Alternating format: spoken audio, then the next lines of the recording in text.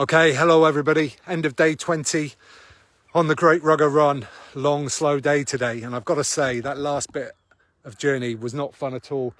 Going down a quite busy road, there was no other option, just jumping in bushes and stuff to avoid the big trucks. But I made it here to the wonderful Westbury Rugby Club. Really idyllic place to play the game. Here, just in this lovely valley, surrounded by some beautiful hills. I'm going to go over and find two fine fellows here from Westbury. Here they are. Paul and Keith, how are you doing, fellas? Oh, great. Yeah. Good. Now, there's a feature around here somewhere, quite a prominent one, that the club is, I'm sure, quite proud of. Would you like to sort of talk about that a little bit? Yeah, our club has a very good view of the Wiltshire White Horse, which we were fortunate enough to help clean about 4 or 5 years ago, and we went up there and abseiled down it and used a steam cleaner to get it clean, and it needs doing again now, but because of COVID they haven't been able to go up there. I think they're hoping to do it next year. Good stuff. I'll just pan round so that hopefully people can see it. It is just there up on the hill. And you can see it from one of the major roads, can't you? I think, is it that one there? Yeah, you can see it from that road. That's the Brad Road. We can also see it from the main railway line, from Paddington down to Penzance. Wonderful, good stuff. Now tell me about the playing fields here, because it is just an idyllic spot. How did you come to be here? We used to play at Sports Centre, the other side of the town, and one of our supporters, Derek, bought this land with a partner, and he gave us the whole area on a lease. First 5 years was rent-free, and it was 50 years for us to do as and what we want with it, but it has to be rugby orientated. Good stuff. And what about the big building behind us there, just over the back? That's the old cement works. It's mainly now used as storage. It used to be produce Blue Circle cement, and they shut it down because it's. I think the problem with it is a wet system. Top of the hills, there's a quarry, and underneath there's pipes that used to feed slurry into the factory, right, where they would make the cement. But it's, as I say, now it's just for storage. Yeah. So the old chimney's gone from the kilns. But you got some nice wildlife around here as a result of that. Well, yeah, there used to be a big chimney there as part of the factory, and must have been about 5 or 6 years ago. They went to dismantle it, but it was a May time, and there were some peregrine falcons nesting in there, and they had some young. And so they weren't allowed to, so they had to wait till September before they were allowed to demolish the chimney. So now the peregrine falcons are still around here somewhere, nested in the silos, and we do see them and hear them flying around. Yeah, wonderful stuff. Now, I understand the name of this ground is Knott Field. Who's that after? That's named after Mark Knott, one of the original founders and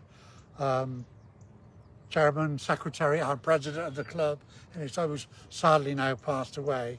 He was a teacher at the Travers School with John Whittock, the other person that started the club. They obviously were sports masters, and rugby was their game. And the club started, I think, with an old set of shirts that was borrowed from or given by Bath Rugby. Okay, nice. Good stuff. Okay, we'll just take a little look over here now, and that's the clubhouse right there.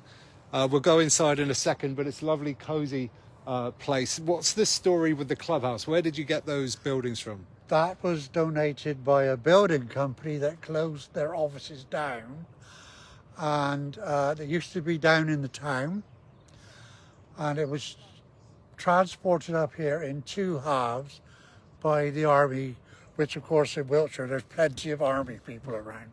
So, and they did a great job, those guys. They worked like slaves. They were really good.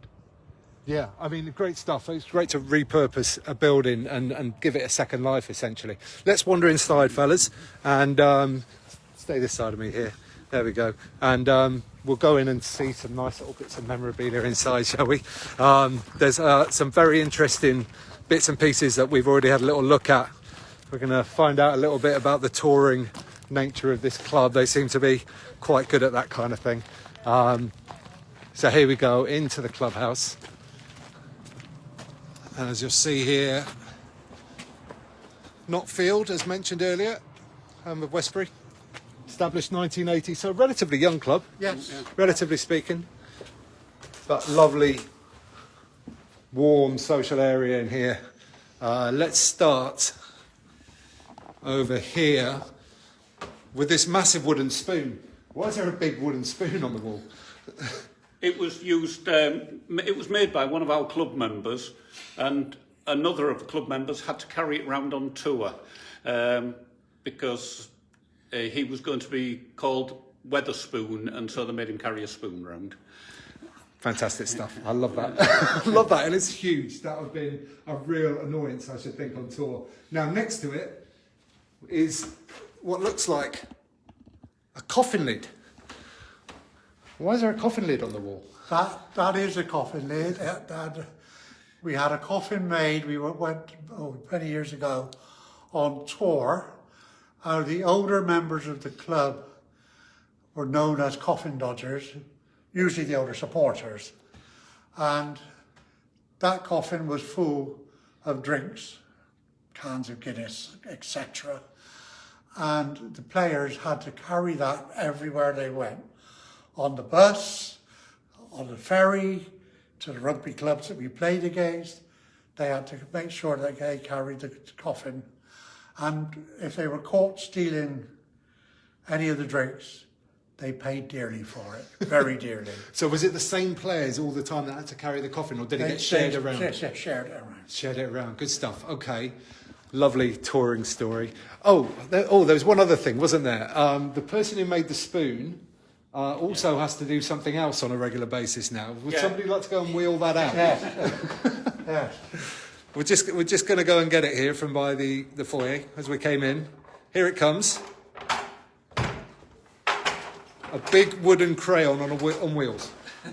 He was allowed to put it on wheels because of the weight in it. Okay, so what's the story with the crayon? It was presented to him at a dinner as an alternative award, Geordie Alternative Awards. Apparently he was called a crayon for some stupid thing that he did, and it was decided that he would have to have a crayon. So rather than being a little crayon, it's a big crayon.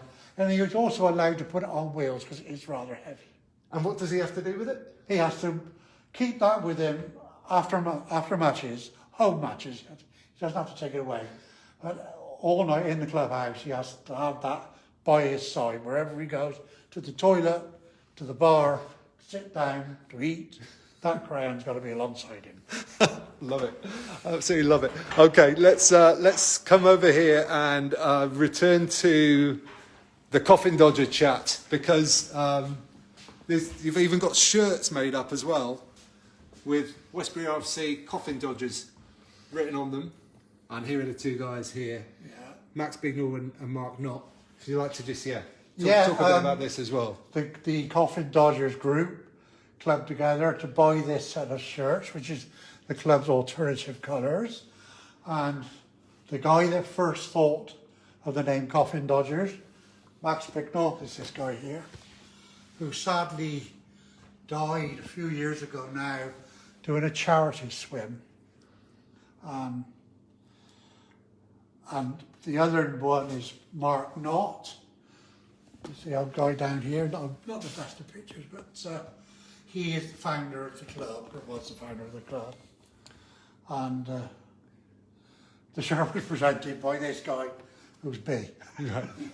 And why did you get called Coffin Dodgers in the first place? Because we were on tour in Dublin, and myself and the old treasurer of the club decided rather than go on the beer in the morning, we would have a proper breakfast.